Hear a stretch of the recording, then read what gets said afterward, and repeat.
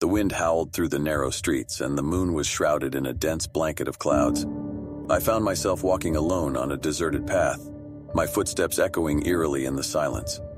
My heart pounded in my chest as I questioned the wisdom of walking at night, but I needed a shortcut to get home faster. The streetlights flickered, casting unsettling shadows that seemed to move with a life of their own. My nerves were on edge, and every rustle of leaves and creak of branches sent shivers down my spine. Still, I pressed on, hoping to reach the main road soon. As I walked, I couldn't shake the feeling of being watched. I glanced over my shoulder, but there was no one in sight. I told myself it was just my imagination playing tricks on me, but my unease refused to subside. Suddenly, the sensation of being watched intensified, and I quickened my pace. A figure emerged from the darkness ahead, sending my heart racing even faster. It was a man, his face obscured by a tattered hood. Fear gripped me as I hesitated to approach him. However, my instincts told me that he might be my only source of safety on this desolate path. "Excuse me, sir," I called out, my voice quivering. "I'm a bit lost. Can you help me find my way back to the main road?" The man's head slowly turned in my direction, but his face remained hidden beneath the shadows of his hood. He pointed a bony finger toward an alleyway barely illuminated by the distant glow of a flickering lamppost. "You'll find your way through there," he said in a low, gravelly voice. Despite my fear, I thanked the man and mustered the courage to continue. The narrow alleyway was dark and foreboding, and I couldn't see where it led. My instincts screamed at me to turn back, but I pushed forward, hoping it would be a shortcut as the man had suggested. As I ventured deeper into the alley, the atmosphere grew even more unsettling.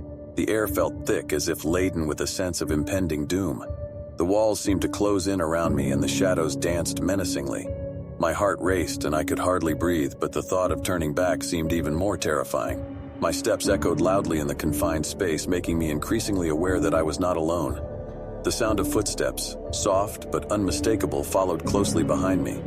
Panic seized me, and I quickened my pace, only to hear the footsteps matching my every move. I glanced back, and my blood ran cold. There was no one there, at least not anyone I could see. But I knew without a doubt that I was being pursued by something sinister. Desperate to escape, I stumbled upon an old wooden door at the end of the alley.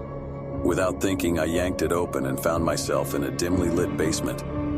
The stench of decay filled the air, and the cold, damp walls seemed to close in on me. As I tried to gather my bearings, I heard a soft, guttural whisper from the darkness. The hairs on the back of my neck stood on end as I realized that this place was not abandoned. It was inhabited by something malevolent. I took hesitant steps deeper into the basement, the whispering growing louder and more insistent. My heart pounded in my chest as I stumbled upon an ancient-looking book lying on the ground. It was filled with ominous symbols and disturbing illustrations of grotesque creatures. Before I could react, the whispering turned into a cacophony of haunting voices. The ground trembled beneath me as I felt an otherworldly presence surrounding me. I dropped the book and ran, the sense of terror engulfing me entirely. But no matter how fast I ran, the basement seemed never-ending, and the voices only grew louder. I felt trapped in a nightmare, unable to wake up. My breaths came in short, panicked gasps, and my vision blurred with tears of fear. Then, without warning, I stumbled upon the same wooden door through which I had entered. The alley lay before me, and I could see the main road just beyond it.